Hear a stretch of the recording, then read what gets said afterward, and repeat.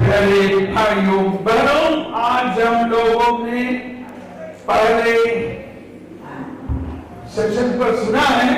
क्या सुना था? आदि में शब्द था।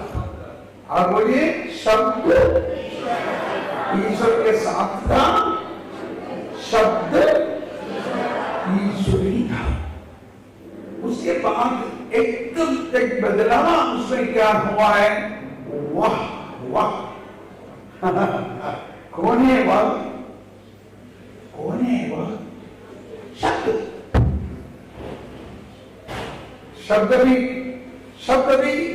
शब्द भी क्या बन गया? शब्द एक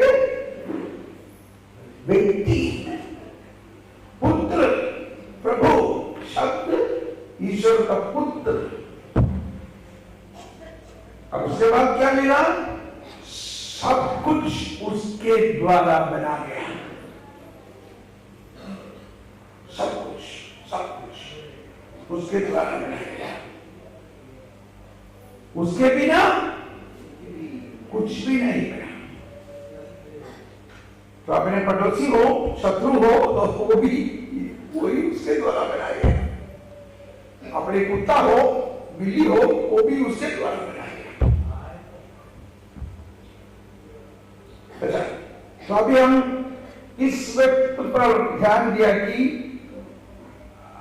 हम एक एक व्यक्ति को ईश्वरीय अनुभव होने के लिए ईश्वरीय अनुभव का आदि मतलब सबसे पहले क्या होना चाहिए? उस वचन होना चाहिए, शब्द होना चाहिए। शब्द पर ध्यान ज्ञान देखना चाहिए। इसीलिए ईश्वर अनुभव मतलब क्या है? शब्द सुनना चाहिए। शब्द एक प्रेम कहानी कैसा है? एक लड़का एक लड़की, प्रेम कहानी। वो दोनों चुपचाप बैठा तो प्रेम होता है क्या? तो क्या होना चाहिए? कोई भी एक व्यक्ति एक शब्द बोलेगा। क्या होगा शब्द? बोलिए। एक प्रेम कहानी में एक लड़का लड़की का पहले शब्द क्या होगा? बोलिए। मैं तुमसे प्यार करती। बोलिए, मैं तुमसे। वो सुनने के रात उनको नींद नहीं आया, है ना? वही बात हुआ है। ये सब 14 लोग को और उन लोगों को ये बात हुआ है। हम सब कुछ छोड़कर वो शब्द के पीछे हो गया। सब कुछ छोड़कर वो शब्द के पीछे। यही प्रभु हम लोगों का अंदर बैठते हुए यही सबसे पहले बोलता है, मैं तुमको प्यार करता हूं। आप कोशिश करके देखो, वही पहले बात प्रभु बोलता है, क्योंकि प्रभु उन्हें प्रभु प्यार है। प्रभु प्यार है। ये संत योहन के बारे में बहुत सारे लोग ऐसा कहता है। संत योहन को प्रभु ईसा मसीह का अनुभव के बारे में, और जब बुढ़ा होते वक्त भी कैसे है प्रभु ईसा मसीह आप उसके साथ जिया, वो प्रेम है। सिर्फ उतने उनको बोलना है, प्रभु कौन है? प्रेम है। इसीलिए उनका लिखा हुआ पत्र में लिखा है, अध्याय संत योहन का पत्र अध्याय 4:8 में लिखा है, ईश्वर प्रेम है। संत याकूब, संत पेट्रुस, संत योहन का वो प्रकाशन ग्रंथ हो गया।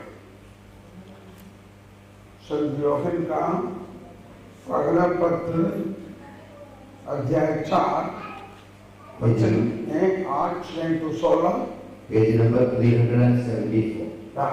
पेज नंबर 374 ऐसे लिखा है, ईश्वर प्रेम है। सब बोलिए, ईश्वर प्रेम है। प्रेम है। तो यहां पर भी एक सोचिए, प्रेम एक सिर्फ अनुभव नहीं, एक दूसरे के साथ। प्रेम के लिए दो आदमी होना चाहिए ना। एक आदमी अलग कैसे, अकेले कैसे प्रेम कर सकता है? प्रेम के लिए दो आदमी होना चाहिए।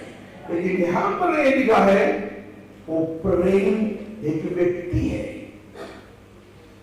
प्रेम ईश्वर प्रेम है। God is love. ईश्वर प्रेम है। वो योहन का अनुभव है। कैसे है प्रभु यीशु? वो प्रेम है।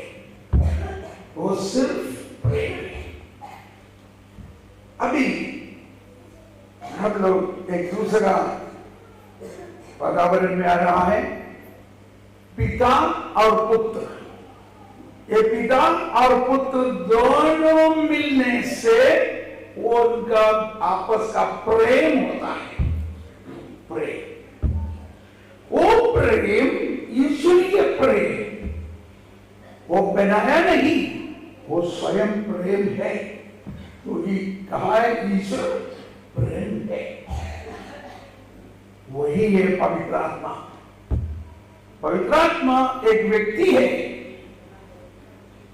पिता और पुत्र का प्रेम है पवित्र आत्मा। ये थियरी पढ़ाई लिखने से और पढ़ने से पूरा समझ में नहीं आएगा, वो अनुभव होना चाहिए। ईसा मसीह का कृपा वरदान, परम पिता का प्रेम, पवित्र आत्मा का देखा सहभागिता। तो पिता और पुत्र का प्रेम, वो प्रेम किसके लिए? वो प्रेम समस्त संसार के लिए बरसाया, वही पवित्र आत्मा है। तो पवित्र आत्मा एक व्यक्ति है। हम लोग पहले पढ़ा प्रभु ईसा मसीह, नहीं तो आदि में जो शब्द था वो शब्द भी एक व्यक्ति है, उसके द्वारा सब कुछ बना गया, उसके बिना कुछ भी नहीं बना। मैं इसलिए बोलता है, बहुत सारे संतों ने जैसे सेंट अगस्टीन वगैरह, सेंट अगस्टीन, सेंट अम्ब्रोस, उन लोग जो कलीसिया का बहुत बड़ा डॉक्टर ऑफ द चर्च पिता लोग, उन लोग ने एक वचन को लेकर इतना लिखा है, वो पढ़ना चाहिए। अच्छा, वो पढ़ने से नहीं होगा, थियरी से नहीं होगा, प्रैक्टिकल होना चाहिए। प्रैक्टिकल को हिंदी क्या बोलेगा? प्रैक्टिकल मतलब व्यक्तिगत अनुभव होना चाहिए। अभी मैं आपको ऐसा एक अनुभव में ले चलने के लिए कोशिश कर रहा है। आपको ड्राइविंग सीखना है क्या? कितने लोग यहाँ पर ड्राइविंग लाइसेंस है? कितने लोगों को ड्राइविंग मालूम है? अच्छा, यहाँ पर किसी को नहीं, कोई बात नहीं, अच्छा है। लेकिन ड्राइविंग सीखने के लिए क्या करना पड़ेगा? किताब से पढ़ने से ड्राइविंग सीखा क्या? प्रैक्टिकल होना चाहिए। एक बात देखिए, एक सब धर्म ग्रंथ से पढ़ने से ईश्वर का अनुभव नहीं होता है। इसमें लिखा है हम तुम्हारे साथ हैं। वो सिर्फ किताबें लिखने से नहीं होता है, मैं तुम्हारे साथ रहना प्रभु जी, हाँ जी हो रही है हाँ में ऐसा गीत हम गाते हैं। अरे कैसे होता है प्रभु साहब, कैसे होता है साहब, कैसे होता है? वो क्या पीछे है क्या, आगे है क्या, ऊपर है क्या, कहाँ है? ये एक अनुभव देना चाहता है, ऐसा अनुभव होना चाहिए। वो अनुभव में पहला यही है, आदि में शब्द था। वो शब्द अनुभव होना चाहिए। वो शब्द हमारे अंदर में कहता है, मैं तुम्हें प्यार करता हूं।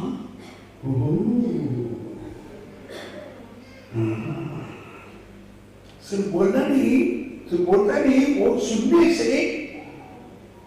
से हम लोगों को ऐसे एक अनुभव मिलता है। पता थोड़ा सुन के देखेगा। तो आज मैं आपको अनुभव देना चाहता हूं, और ईश्वर का वचन, वही ईश्वर पवित्र आत्मा के द्वारा हमारे अंदर उपस्थित है। और पवित्र आत्मा हर व्यक्ति को ईश्वर का अनुभव देता है। पवित्र आत्मा बिना, जैसा एक बात हम सुना है, ईश्वर शब्द है, वो शब्द सब कुछ बनाए, शब्द बिना हम लोग कुछ भी नहीं अनुभव होगा। वैसा ही पवित्र आत्मा बिना उस शब्द का भी अनुभव नहीं होता है। वो शब्द प्रभु ने कहा, मैं तुम लोगों से जो कहा वचन, वो जीवन और आत्मा है। वो शब्द के अंदर आत्मा भी है, ईश्वरीय जीवन भी है। वो तो मुश्किल है समझना।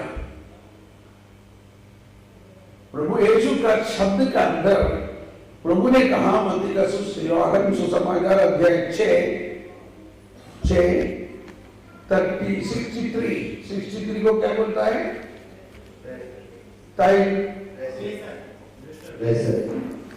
या 663 में लिखा है,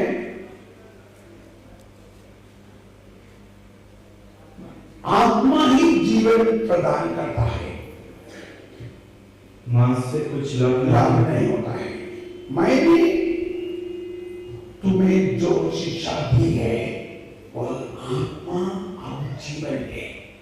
मतलब प्रभु यीशु ने जो शिक्षा दी है, प्रभु यीशु ने जो वचन दिया है, जो शब्द दिया है, वो शब्द के अंदर क्या है? आत्मा और जीवन।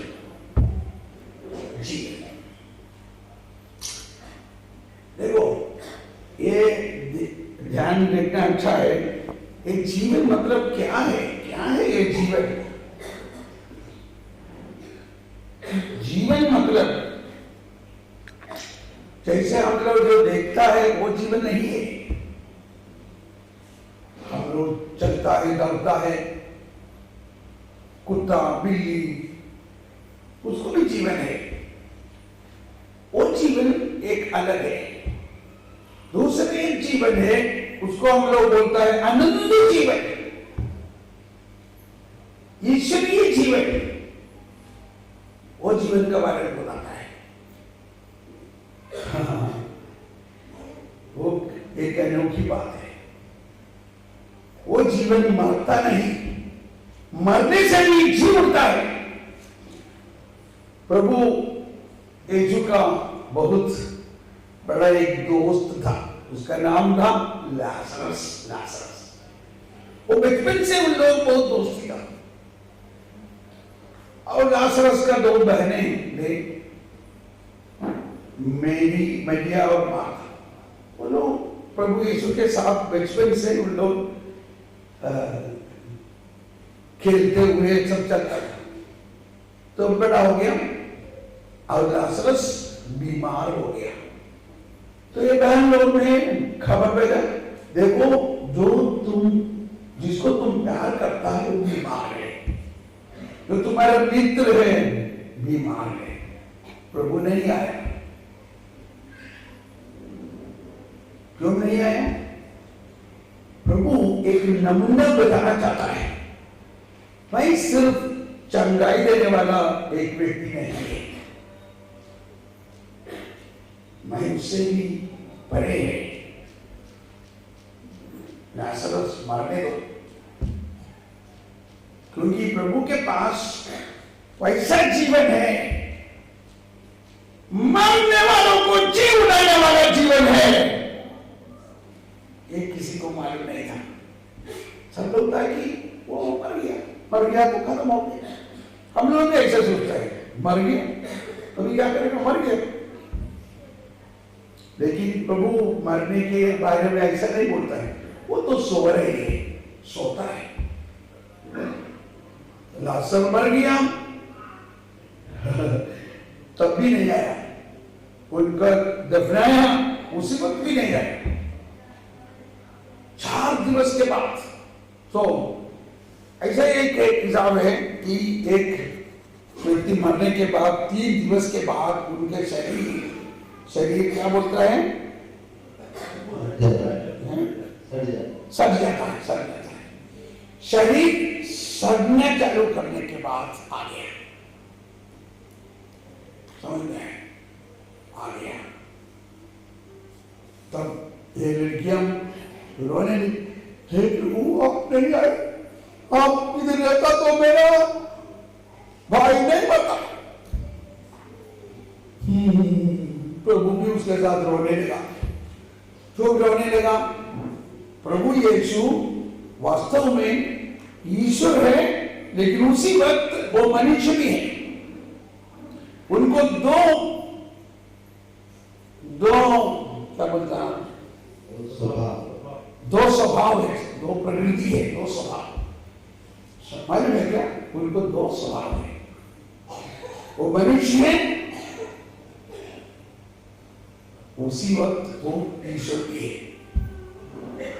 तो प्रभु इस घर में आके वो बहन लोग रो रही थी, उनके साथ वो भी रोने लगा। कुछ से भी रोया। उसके बाद हाँ, ओके, कहा उसको दबाया, तुम्हारा भाई जीव गया। तो माता ने कहा हाँ, वो तो हमें जानता है कि अंतिम दिन में जीव उड़ेगा। तब प्रभु ने एक बात कहा, सारा धर्म ग्रंथ में दूसरा कहीं पर भी नहीं है ऐसा एक वचन, मैं ही हूं पुनरुत्थान और जीवन। बोलिए, मैं ही हूं पुनरुत्थान और जीवन। उसको गहराई में देखो, मैं हूं मतलब मैं एक व्यक्ति, मतलब पुनरुत्थान एक व्यक्ति है। ऐसी तो मैं पूछता है क्या?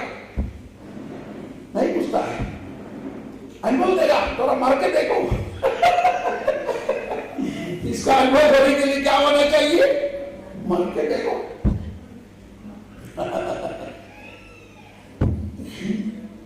अच्छा ही होगा, मैं मारना चाहता हूं क्योंकि प्रभु ने कहा मैं पुनरुत्थान हूं। प्रभु मुझे जीव लाइए, ऐसा सब कुछ प्रार्थना करा।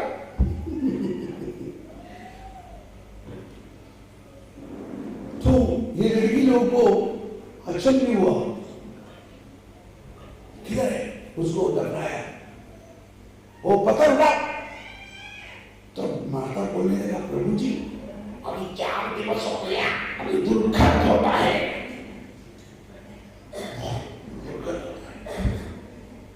ऐसा क्यों लिखा है? ऐसा किसके लिए बाइबल में लिखा है? समझना चाहिए। प्रभु ईसा मसीह आया है और कहा मैं पुनरुत्थान। तो ये लड़की बोलता है कि अभी दुर्गंध होता है। तो प्रभु ने कहा, मैं तुमसे कहा ना, अगर तुम विश्वास करता है तो तुम ईश्वर का महिमा दिखेगा। हाँ ठीक है, विश्वास करें। तुम अगर विश्वास करता है तो प्रभु का महिमा दिखेगा। तो पहले तो बोला विश्वास करता हूं, लेकिन अभी कार्य में आया तो हमारे जीवन में ये सब विश्वास हम मंत्र बोलता है, लेकिन अपने एक कार्य होते वक्त अरे वो तो मरते हैं, 4 दिवस हो गया, दुर्गंध होता है, अभी वो कैसे जी उठेगा? तो बहुत सारे लोग, आजू बाजू के बहुत सारे लोग इकट्ठा हो गए और कोई लोग देखते हैं ये क्या करने वाला है।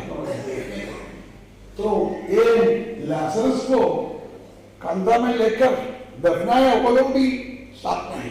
अरे हम लोग उसको उठा के दफनाया, हमको सचमुच मालूम है मर गया, उसका अंत हो गया। अब ये क्या करने वाला है? ये क्या करने वाला है? वो खबर बोल के क्या करने वाला है? ऐसा कोई आपस में बोलने लगा।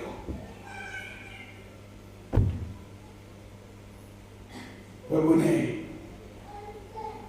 प्रार्थना करना चालू किया। कैसे प्रार्थना करने नहीं हुए, मर के 4 दिवस हो गया, दुर्गंध होता है, उसके लिए क्या प्रार्थना करना है? लेकिन प्रभु यीशु का प्रार्थना देखो, हे पिता, तो मेरा प्रार्थना हमेशा सुनता है।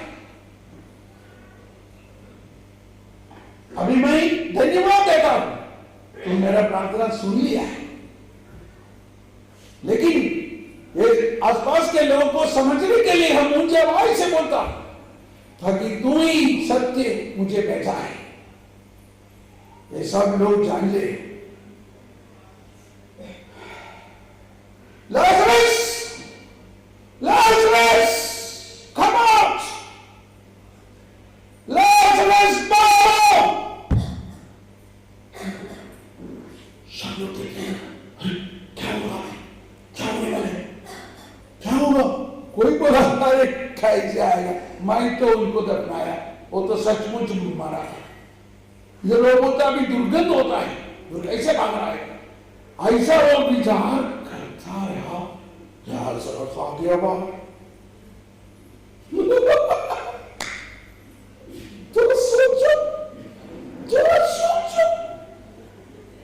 तो सोचो, ये कैसे हो सकता है? एक मैजिक है क्या? यही हमारा प्रभु का शक्ति है, यही हमारा प्रभु का वचन। आदि में जो वचन का शक्ति देखो, वो वचन ही बोला लाजरस आओ। मरकर 4 दिवस हो गया, दुर्गंध होने लगा, वो व्यक्ति बाहर आ गया।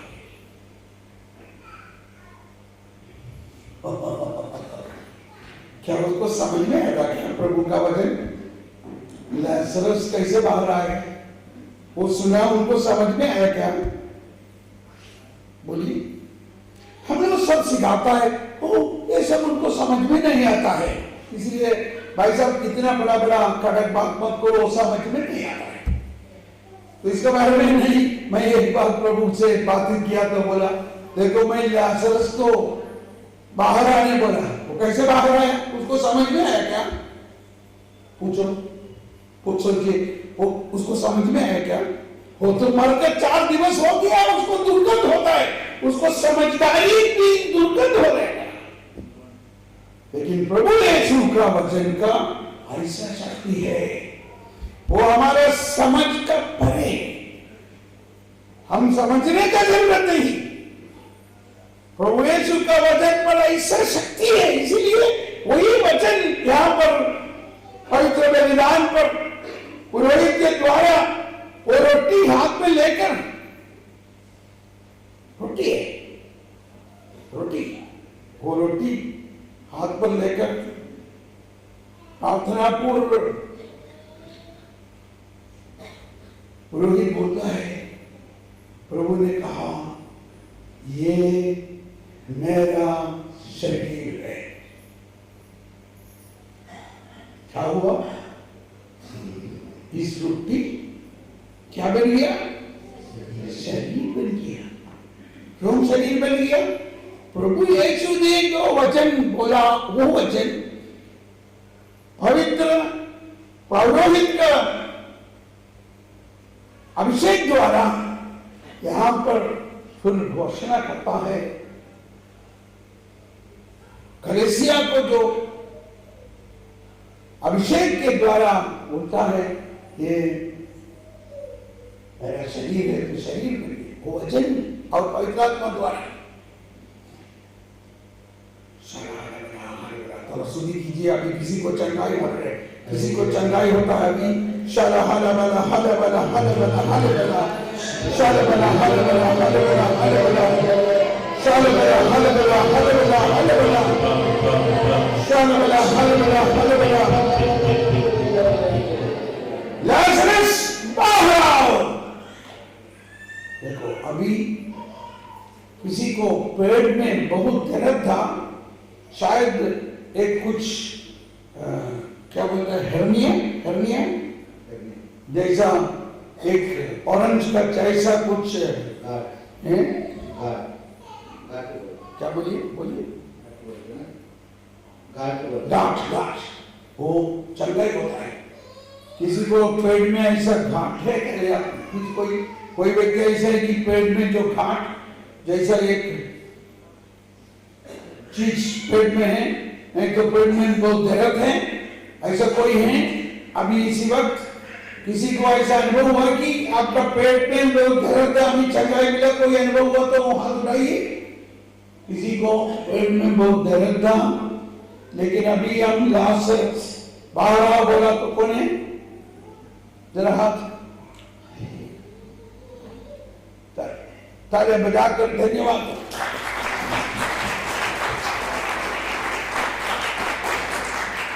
प्रभु का वचन अभिषेक के साथ बोलते वक्त ऐसा चंगाई होता है।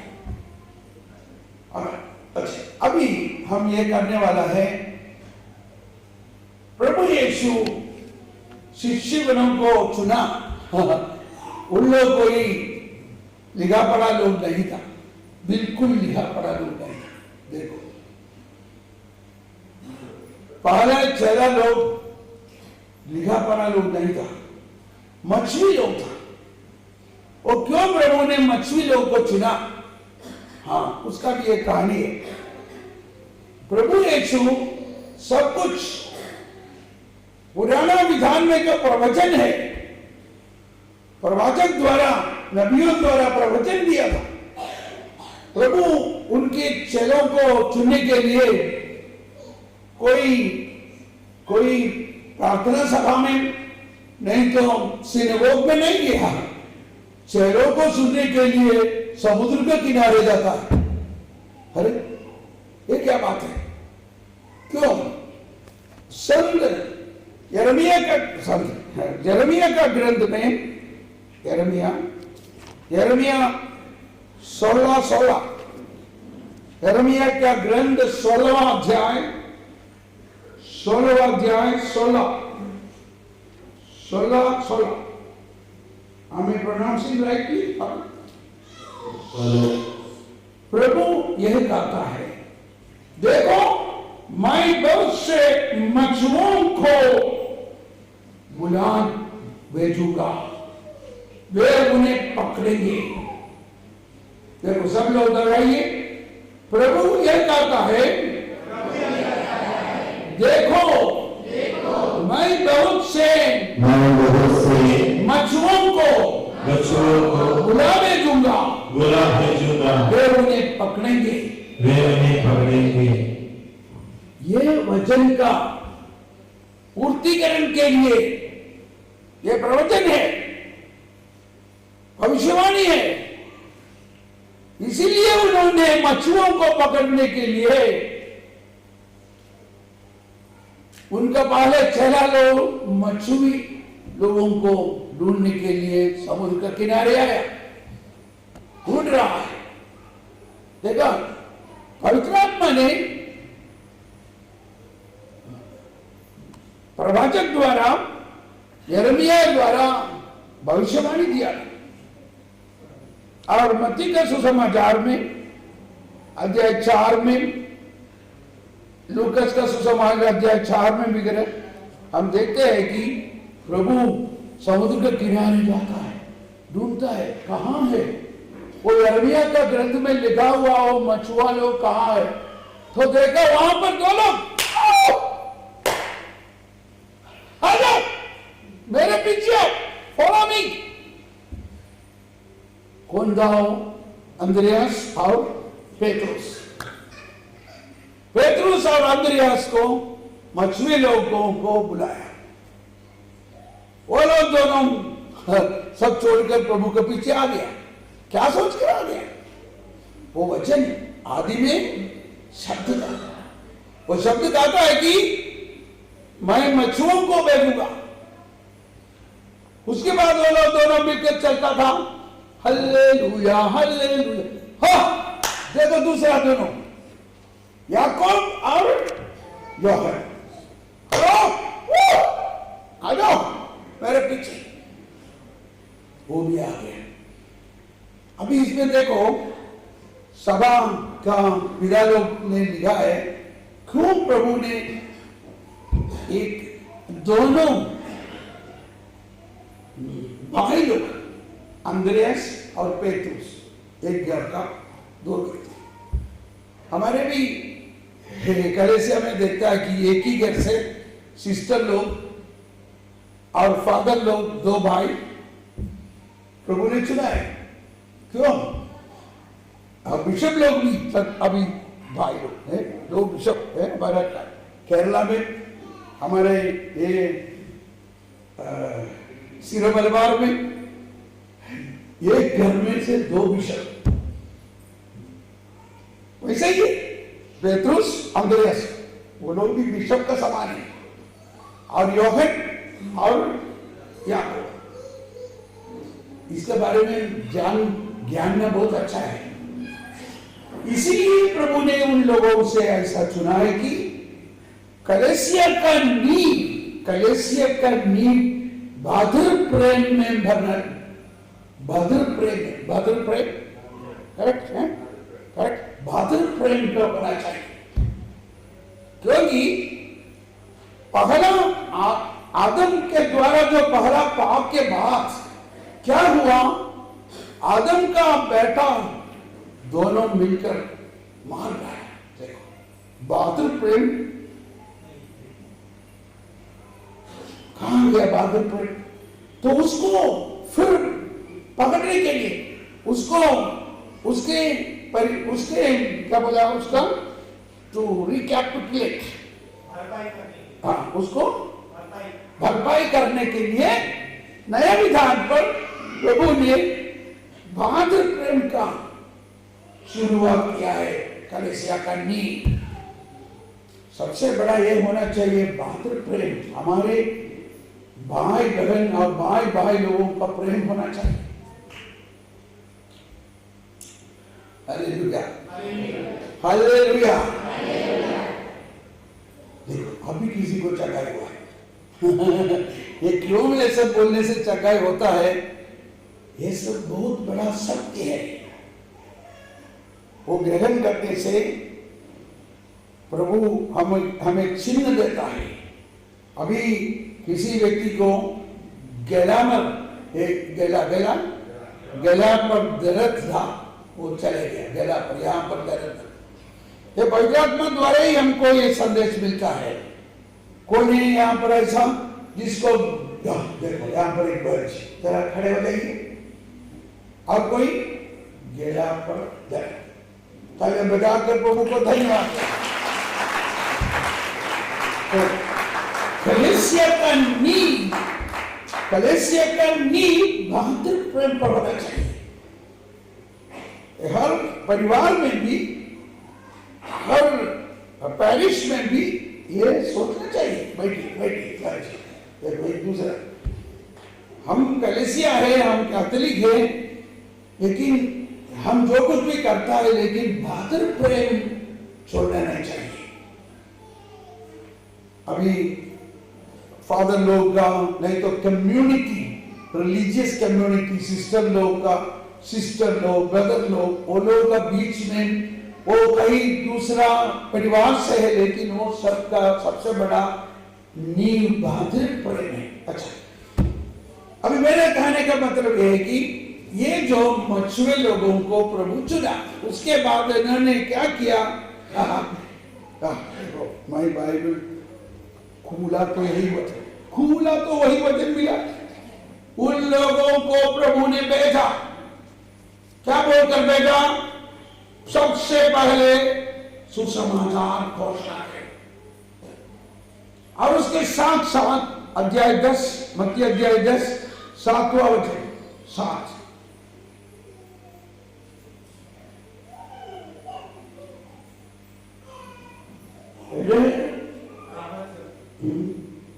राम चलते वो उपदेश दिया करेगा।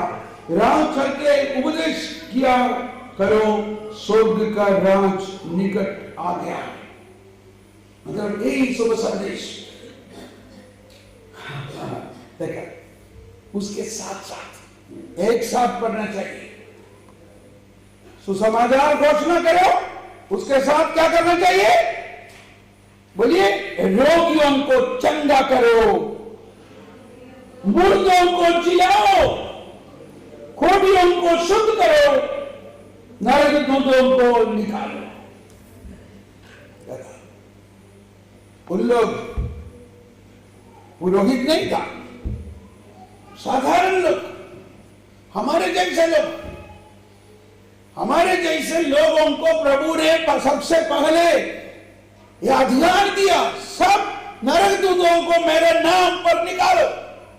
आज हमारा गांव गांव में, परिवार में क्या है, बहुत सारा नरक दूतों को हम लोग हाँ अच्छा भाई, रहने को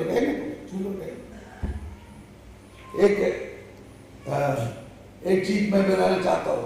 जर्मनी में मैं सुसमाचार घोषणा करता है कुछ साल से। वहां पर एक पैरिश में बिंदुवास के लिए मुझे बुलाया, तो वहां का पल्ली पुरोहित एक इंडियन मलयाली था, तो मेरे साथ वो दोस्ती था। मैं दूसरे सब जगह पर जाकर उनका पल्ली में आया तो रात 10 बजे हो गया। बोला, अरे यार इतना देरी क्या हो गया, अभी क्या करेगा, सब कमरा बाकी लोगों को दे दिया, कोई कमरा नहीं है आपके लिए, क्योंकि रिट्रीट के लिए जो आया उन लोगों को कमरा दे दिया। अच्छा, तो मैं बोला कोई बात नहीं, मैं तो इंडियन है, मैं किधर भी सो सकता है।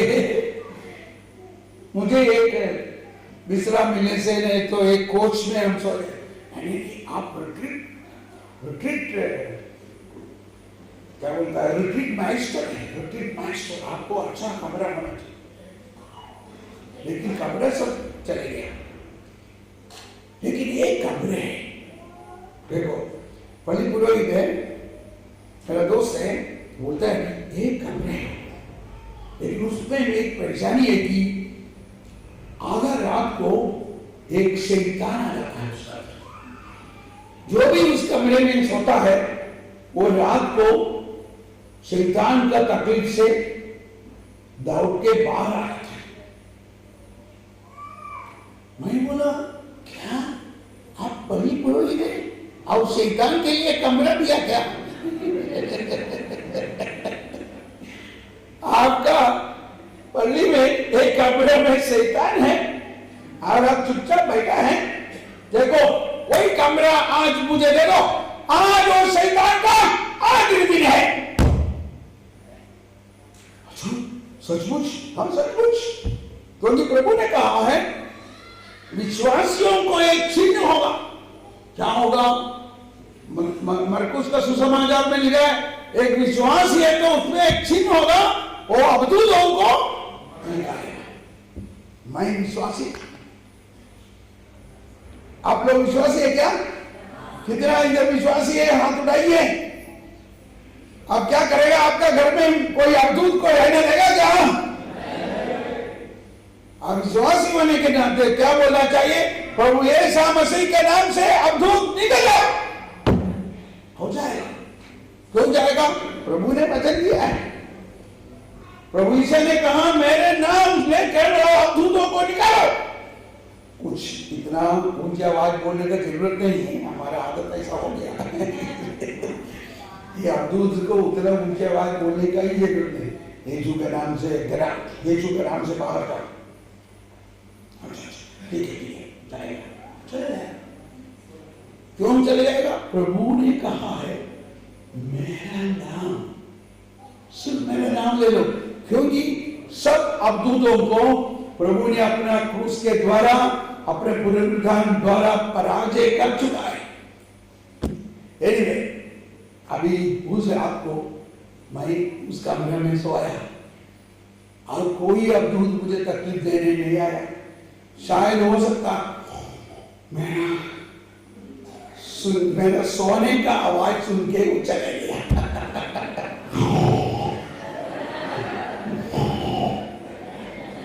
मैं बहुत ऊंची आवाज से सोता है। सुबह सुबह फादर जी आके, दादा जी मैं बोला हाँ जी, सब बात नहीं की, वो नहीं आया, वो कहा, वो तो चले गए। देखो हमारे परिवार में किसी किस्म का अवधूत है। अभी ज्यादा नहीं बोलता है लेकिन क्योंकि अवधूत के बारे में ज्यादा बोलने का क्या जरूरत है, उसके बारे में घोषणा करने के लिए मैंने आया, इतना ही सुन लो कहीं किसी तरीका। इसीलिए प्रभु ने हमें जो प्रार्थना सिखाया उसके आगे में क्या लिखा है, क्या बताया है कि deliver us from all evil. कैसे हे पिता बिंदी का आखिर में सब अवधूत से हमें मुक्ति दे, हैं? ऊंची आवाज से बोलिए।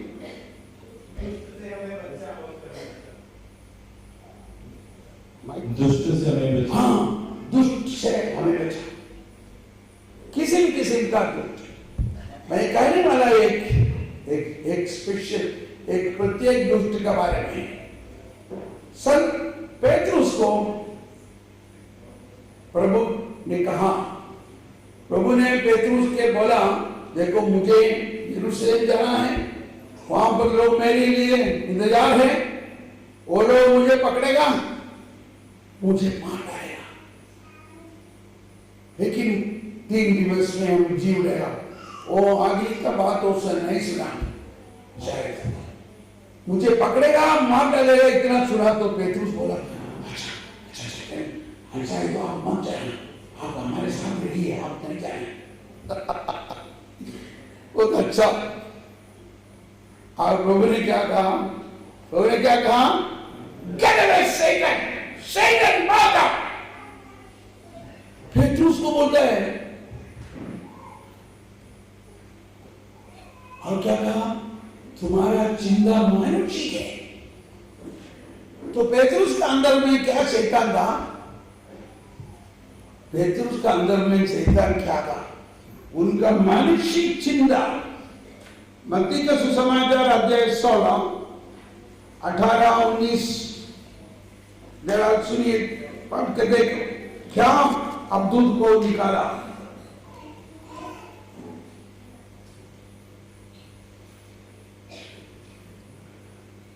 ईसा, मैं तुमसे कहता हूं,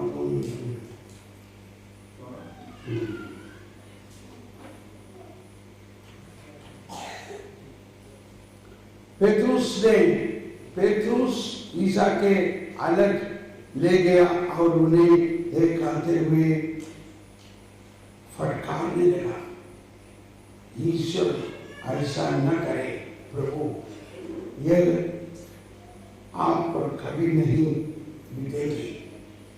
इस पर ईसा ने मुड़ कर पेतरुस से कहा, क्या कहा, सब लोग ऊंची आवाज से बोलिए, ऊंची आवाज से बोलिए, हट जाओ शैतान। आवाज नहीं है, हट जाओ शैतान, तुम मेरे रास्ते में बाधा बन रहे हो। तुम ईश्वर की बातें नहीं बल्कि मनुष्यों की बातें सोचते हैं। तो क्या है सबसे पहला शैतान, मनुष्य अपने मानसिक रीति से सोचता है। हम सबों के अंदर सबसे पहला शैतान यही है, हमारे मानसिक चिंता।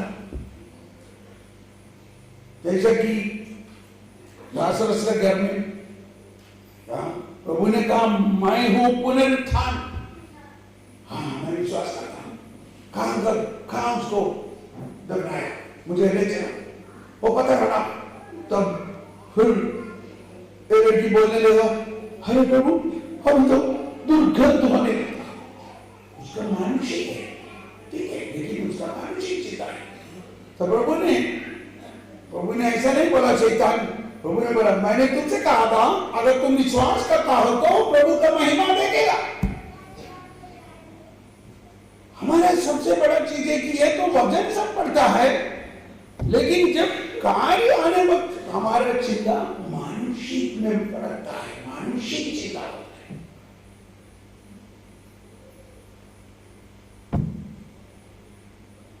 ये दूर करने के लिए दूसरे कोई बड़ा प्रार्थना करने की जरूरत नहीं, सिर्फ हे पिता बिंदी। सब लोग तो उनके वहां से हे पिता बिंदी बोलिए, हे पिता हमारे, हे हमारे पिता जो स्वर्ग में है, तेरा नाम पवित्र माना जाए, तेरा राज्य आए, तेरी इच्छा जैसे स्वर्ग में पूरी होती है वैसे पृथ्वी पर भी पूरी हो। हमारा प्रतिदिन का आहार आज हमें दे, हमारे अपराध क्षमा कर जैसे हमने अपने अपराधियों को क्षमा किया है, हमें परीक्षा में ना पड़ने दे परंतु बुराई से बचा। आमीन। इसमें 3 जगह पर अवधूत निकलता है। एक जगह पर तेरी राज आवे, thy kingdom come, तेरी राज आवे, मेरे राज नहीं, मैं आपका राज का पुत्र है। और उसके बाद तेरी इच्छा पूरे होगा, मेरी इच्छा नहीं। तो सोचो हम लोग सब कैसे प्रार्थना करता है, हम लोग सब अपना इच्छा के अनुसार बहुत कुछ बोलता है, उसके बाद तेरी इच्छा बोलता है, कुछ होगा क्या? क्या बात है।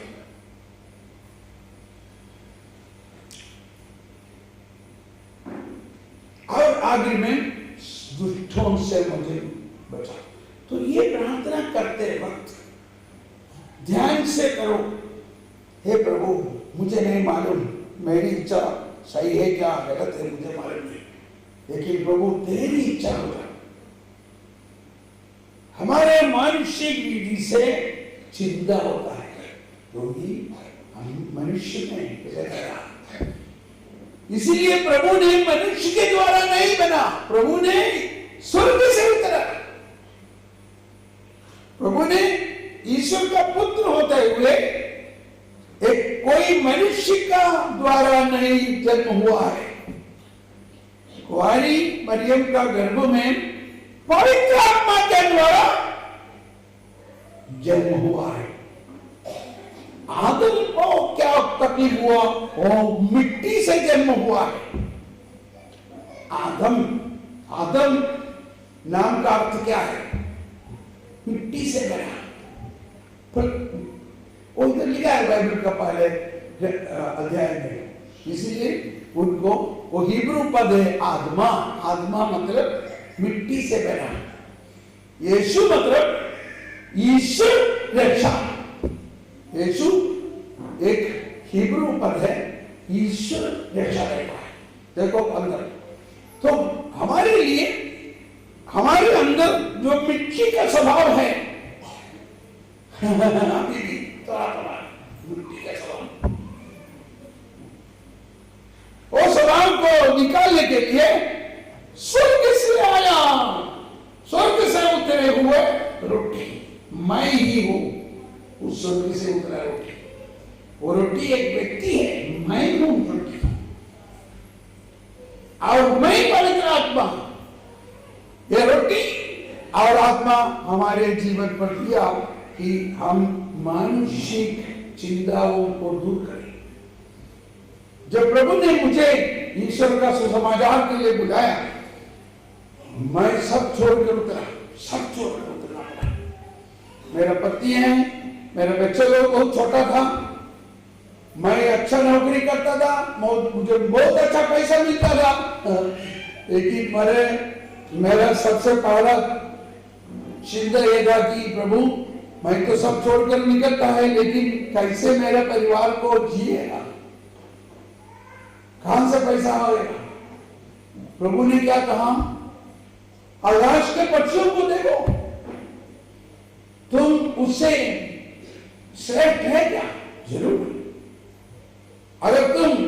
अगर हमारे स्वर्गीय पिता आकाश के पक्षियों को हर दिन भोजन देता है तो तुमको नहीं देगा क्या? जरूर देगा। यही मेरा विश्वास है। अभी 35 साल हुआ, 35 साल। मुझे कहीं से भी एक इतना पैसा एक महीना में मिलेगा करके कोई हिसाब नहीं।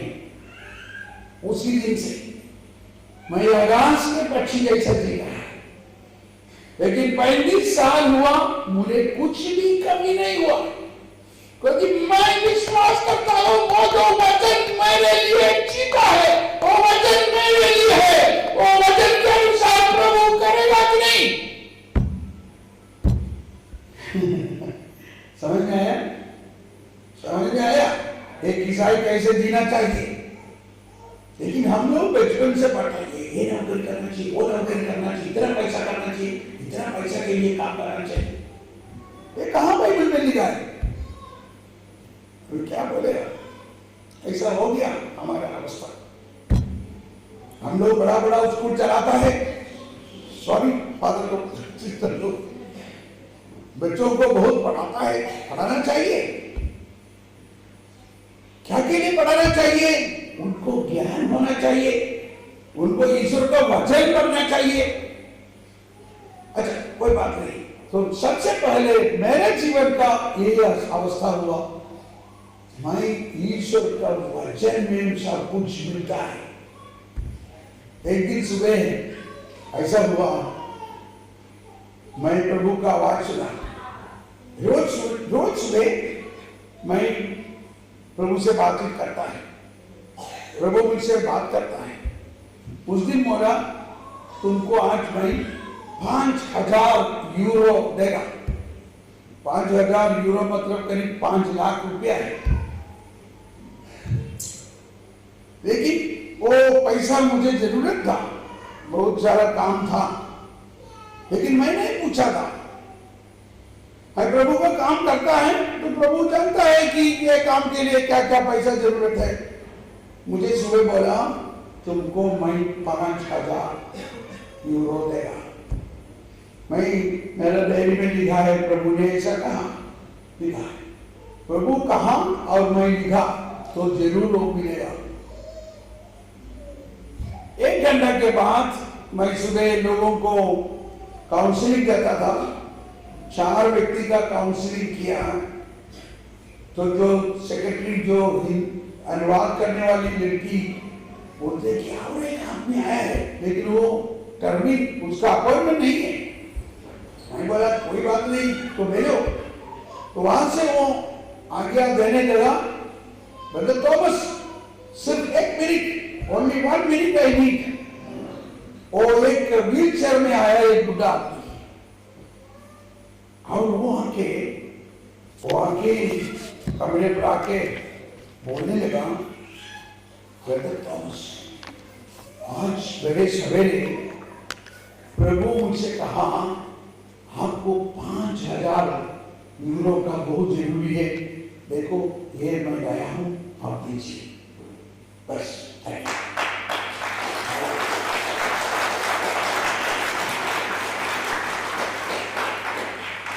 मेरा सब कुछ काम ऐसा होता है।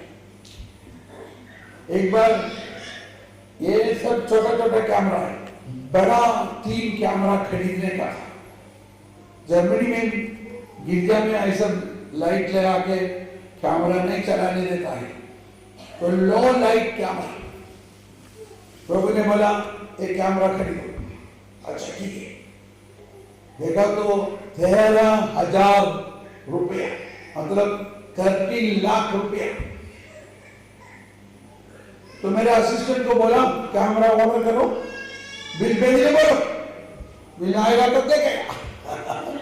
तो एक कंपनी वाला सोचा ये तो बहुत बड़ा एक मालिक है, वो जल्दी पैसा देगा।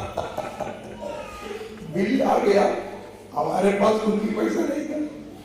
प्रभु बोला खरीदा। तो मेरे असिस्टेंट लोग जर्मन लोग है, उनको बोला ऐसा देखो पैसा नहीं देगा तो उन लोग बहुत कोर्ट केस पर चले जाएंगे। 1 महीने के बाद पैसा नहीं देगा तो वो एडवोकेट से चिट्ठी भेजेगा। कोई बात नहीं, आने दो, प्रभु देगा। तो 1 महीना तक भी पैसा नहीं दे सका, तो उन लोग एडवोकेट का लेटर भेजा, इतना तारीख तक पैसा नहीं भेजा तो आपको कोर्ट में आना, कोर्ट में केस लेगा।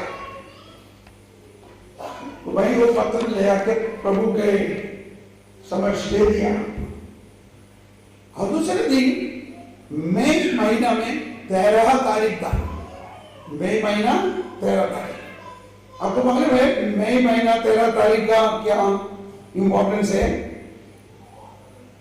वो माता मरियम का दिन है। यूरोप में फातिमा डे बोलता है। फातिमा में माता मरियम दर्शन दिया है 13 मई 13 तारीख को।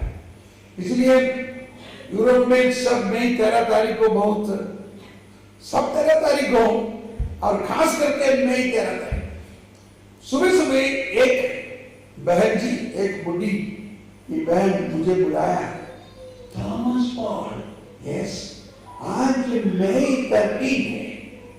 अच्छा अरे मुझे माता मरियम सुबह सुबह कहा तुमको 13,000 यूरो का खास जरूरी है। आज 13 तारीख है और तुमको 13,000 तुरंत भेजने के लिए बोलता है। जल्दी से तुम्हारा बैंक अकाउंट है। जल्दी से क्योंकि अभी भेजना चाहिए। आज 13 तारीख है। 13 तारीख को 13,000 माता मरियम का, माता मरियम का। देखो कैसे काम चलता है। प्रभु पर विश्वास रखेगा तो प्रभु सब कुछ करता है। हालेलुया। पूज्य आवाज से हालेलुया, हालेलुया। अभी आपको मालूम है हमारा एक भाई है, वो क्या नाम है भाई का नाम? क्या नाम है? आपको एक भाई है, क्या नाम है भाई का नाम? क्यों भूल गया क्या? आपको एक भाई है, वो भाई का नाम क्या है? ऊंचे भाई से बोलिए, ईसा मसीह।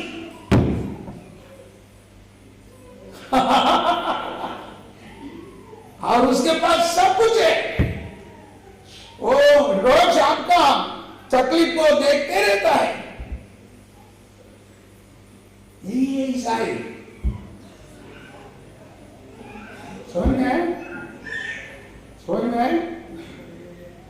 और हमें इतना ताकत देता है, इतना शक्ति देता है। अच्छा अभी हम लोग ये करने वाला है। अभी हम आपको सुनाया प्रभु ने शेरों को चुनकर सबसे पहले पवित्र आत्मा का वरदान उनको दिया। क्या क्या वरदान दिया है? चंगाई करने का वरदान, अवधूतों को निकालने का वरदान और मृतकों को जीवने का वरदान। आपको मालूम है बहुत सारे लोगों पर वरदान था मृतकों को जीवने। ऐसे एक वरदान यहाँ पर होना चाहिए, ऐसा वरदान आपको मिलना चाहिए, तब होगा ईसाई धर्म का शक्ति क्या है। ये वरदान को हम बाहर निकालने के लिए अभी अभी हम प्रार्थना करने वाले हैं। और लूकस के सुसमाचार में भी अध्याय 9 में ये लिखा है, उन्होंने 12 को बुलाया, सब अवधूतों को निकालने के लिए उनको शक्ति दे दिया, रोगियों को चंगाई करने के लिए। और वो लोग जाते हुए सबों को चंगाई करने चालू किया। देखो मैं देखा है आप लोग जैसे साधारण व्यक्ति के अंदर इतना चंगाई का वरदान है, प्रार्थना करने से बहुत चंगाई होता है। यह विश्वास करो और वो सीखो। प्रैक्टिकल होना चाहिए, प्रैक्टिकल। और अच्छा वैदिक चरित्र पर देखो कितना अद्भुत काम हुआ है।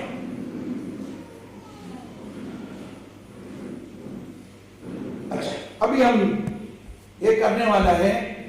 प्रभु ने कहा 2-3 लोग मेरे साथ एकत्रित होता है, उसका बीच में मैं हुआ। और 2-3 व्यक्ति यहाँ पर एकत्रित होता है, उसका बीच में मैं होगा। और कम से कम 2 व्यक्ति आग्रह के साथ प्रार्थना करेगा तो जो मांगेगा वो मिलेगा, जो मांगेगा। मत्ती 18-19 क्या आप विश्वास करता है? कम से कम 2। तो अभी हम लोग एक ग्रुप बनाने वाला है। अभी फादर जी आइए। हम लोग ग्रुप बनाएगा, सब लोग मिलकर ग्रुप बनाएगा उधर उधर, और ग्रुप का नंबर निकाल के बनाएगा। उसके बाद वो नंबर का लोग दूर पर आके एक साथ बैठना चाहिए। We can make 30 groups or 30 groups. So 30 groups means 5-6 group, okay? 5. So हम लोग 1 से 30 तक गिनना चाहिए। 1 से 30 तक गिनना चाहिए। नंबर याद रखना, 1 से 30 तक। अच्छा, आप बाहर उधर जाना पड़ेगा, हम लोगों को थोड़ा ब्रदर लोग सब थोड़ा मदद करना, सिस्टर लोग। सो 1 से 30 तक अभी हम लोग लाइव प्रोग्राम बंद करता है, रिकॉर्डिंग बंद करता है। अभी ये ग्रुप के लिए काम कर रहे हैं। तेरा ब्रदर लोग इधर आके आगे में आके थोड़ा लोगों को अगुवाई देना। ब्रदर लोग आगे आके थोड़ा अगुवाई देना। ये बाजू में भी 1 से 30 तक गिनो, ये बाजू भी 1 से 30 तक गिनो, 1 to 30। और उसमें से फिर नंबर 1 नंबर 2 करके मैं बुलाएगा। अच्छा आइए। बच्चे छोटे बच्चा बच्चा को नंबर